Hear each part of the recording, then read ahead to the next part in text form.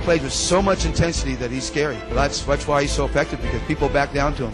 Freeman's a beast. You know, he's going to get his stuff. You know, there's just absolutely no way we can stop him.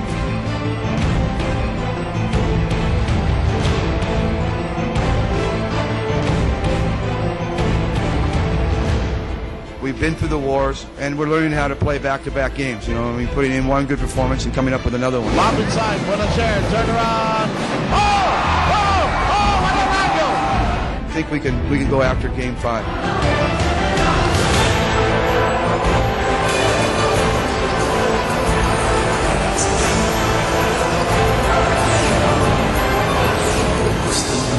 Welcome to the championship capital of Philippine basketball, the Araneta Coliseum. And you wonder what goes on in the minds of players and coaches who want to get things done tonight, and players and coaches who want to live and fight for another PBA game day. As we welcome you to Game 5 of the Fiesta Conference Finals of your PBA. It's Alaska versus San Miguel one more time, and the Aces hope it will be one last time. San Miguel hoping to extend the series to a 6th, maybe even a 7th epic game. And it all begins tonight here inside the Big Dome as we welcome you to PBA Sunday, only here on Solar TV. Magandang gabi po, Biko Halili, kasama ang dalawang dashing gentlemen. It's a big day, so I brought two handsome dates to the prom. On my right, point guard par excellence Ronnie Bagsadok, and on my left, of course, the one, the only, El Decano Ibaldado, Kirito Henson.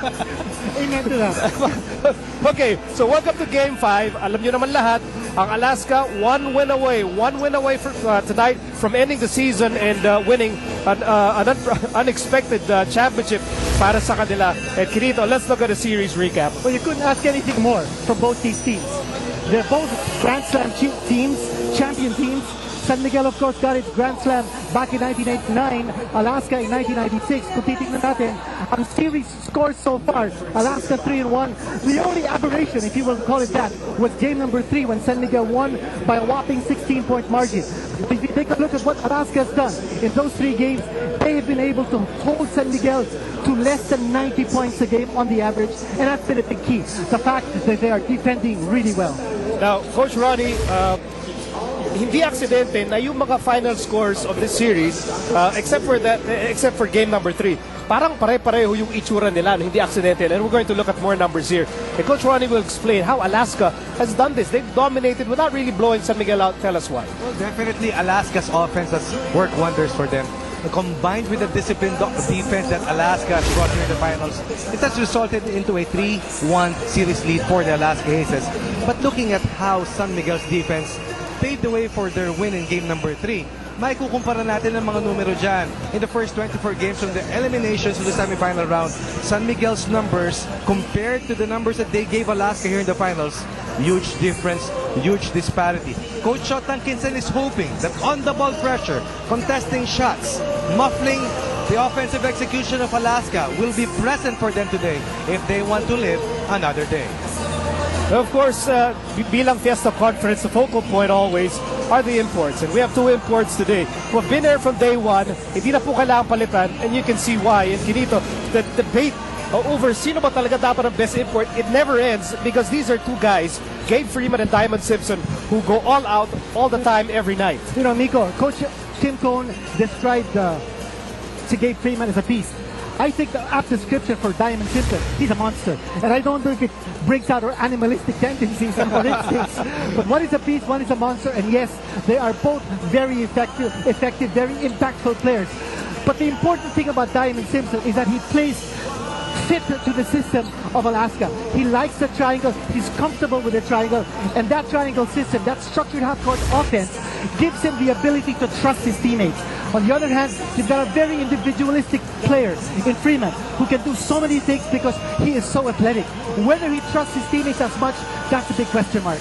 And speaking of teammates, now we'll look closer at the local crew of these 2 teams. Sisimulan natin by looking at the Alaska Aces. Magumar John, take it away. Thank you, Miko. You know, right after their Game 3 loss, Coach Tim Cohn of the Alaska Aces huddled the Aces together here on the floor and pointed out to the series scoreboard, specifically this win, number 4. After being blown away, Coach Tim Cohn just wanted to stress the fact that they were still up, the need to move on, to keep their eyes on the prize and get to cross the 4 off. Their big 3 led the retaliation in game number 4, combining for 48 points, 14 rebounds, and 7 assists. And as you can see here in this graphic, have been brilliant all season long. These 3 will have to stretch even more in order to close it out tonight here at the Big Dome. That is what's going on over here at Alaska. Let's turn it over to the other side where Patricia is with San Miguel.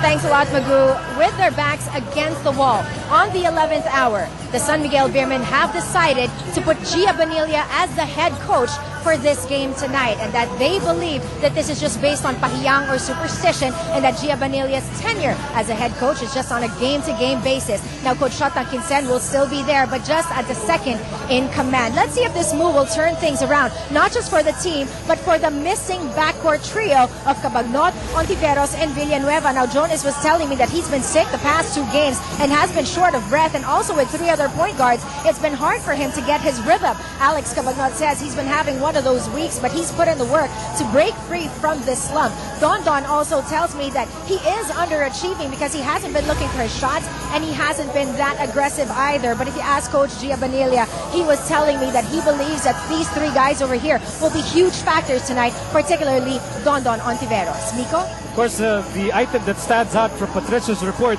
tama po yung narinig nyo, nagkaroon po ng switch dito. It will be Gia Bonilla calling the shots para dito sa San Miguel. Shotang Kinsen will still be on the San Miguel bench. Needless to say, gentlemen, what a huge development para sa San Miguel as they try and survive in the series. Well, sometimes management has to bite the bullet, and whatever works will be really dependent on the way things are going. Will be shaping up here for San Miguel.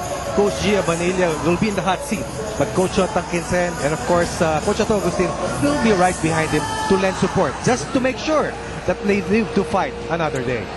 It's it takes a lot of guts to do something like that.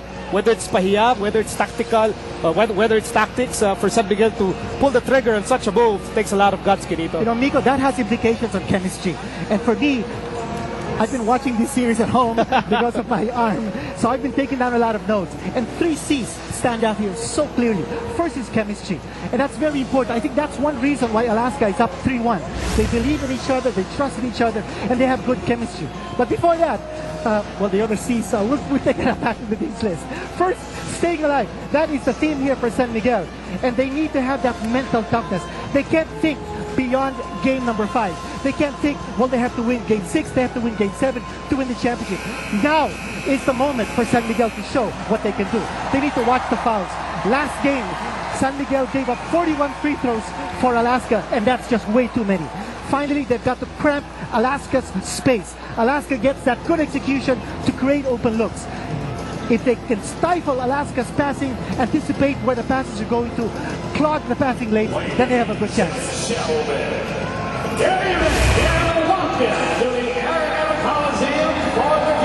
We're going to look at the Dean's list para naman sa kabilang kampo. Here's the prognosis for Alaska. Well, Alaska is very motivated. Team owner Fred Uytengsu told his boys he only asked for one thing: do it for his father. The late Wilfred Uytengsu Sr. passed away during the conference, and that's an extra motivation for them.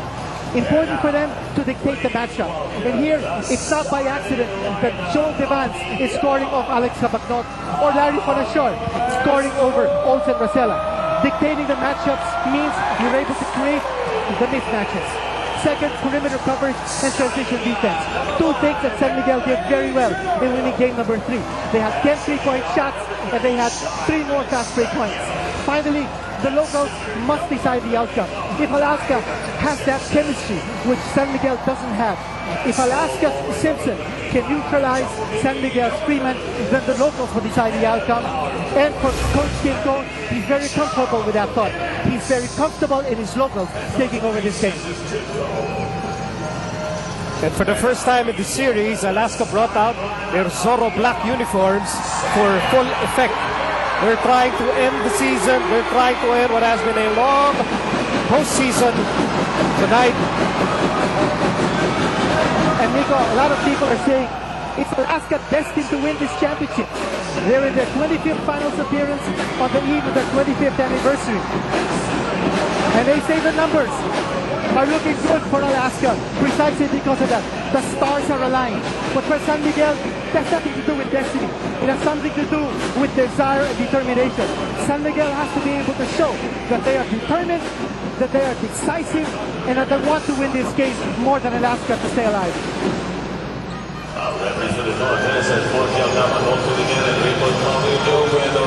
Well, Gabe Freeman and Tim Cone with a lot of respect for each other. Gabe Freeman and Diamond Simpson also with a lot of mutual respect. And rightly so, as we look at the primary protagonists for game number 5.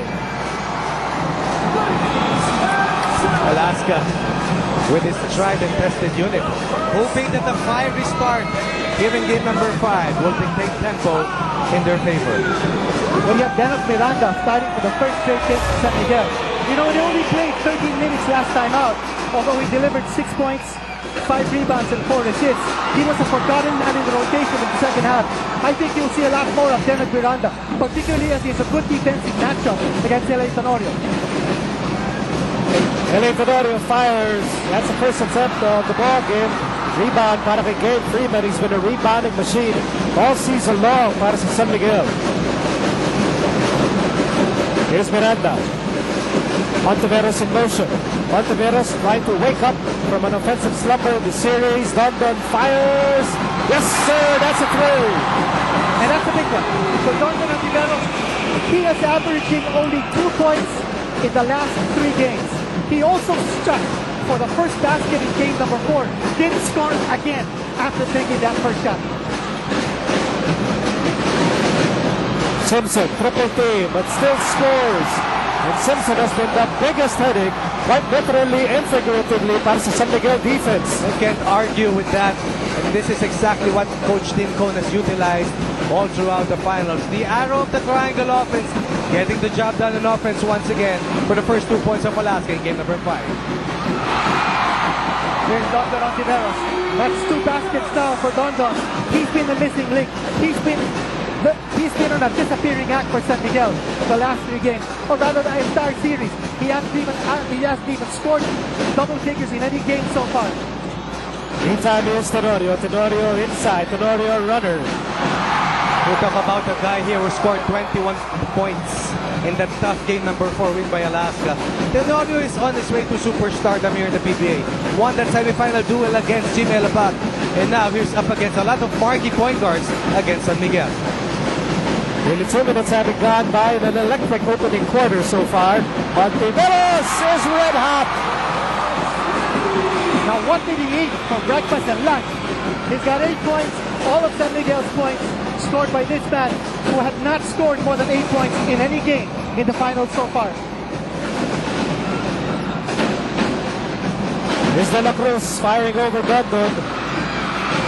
Oh, lucky break para sa Alaska. That ball hits the foot of Gabe Freeman. Let's go back to Bagu Barja. You know, for Coach Tim Cone of the Alaska Aces, keys to victory for him is they need to play crisp basketball from the opening tip all the way to the final buzzer. Also, they need to control the tempo rim. They will rely a lot on LA Tenorio. And lastly, to establish the physicality to not get outworked, just like in game number 3. Nico? Now that's going to be Dondon Monteveros' big headache. He's got off to a hot start offensively, but he's got to play defense against Cyrus Baguio. And when he does that, he takes away from his offense because Baguio is such an active offensive player. It is Cyrus Baguio. Baguio steps on the brakes. Tenorio on the right side. That's a time to shoot for the Aces. That ball will stay with Alaska with 14 on the shot clock. Let's send you over to Patricia Bermudez-Hizo. Inside the SMB locker room, there's a huge tarp that says, "Let's play with the hearts of true champions." And everyone tapped that signboard before heading to battle. Now, Coach Gia Bonilla told me practice yesterday was slow because their muscles have been tired, but everyone picked up the intensity, and Coach G said,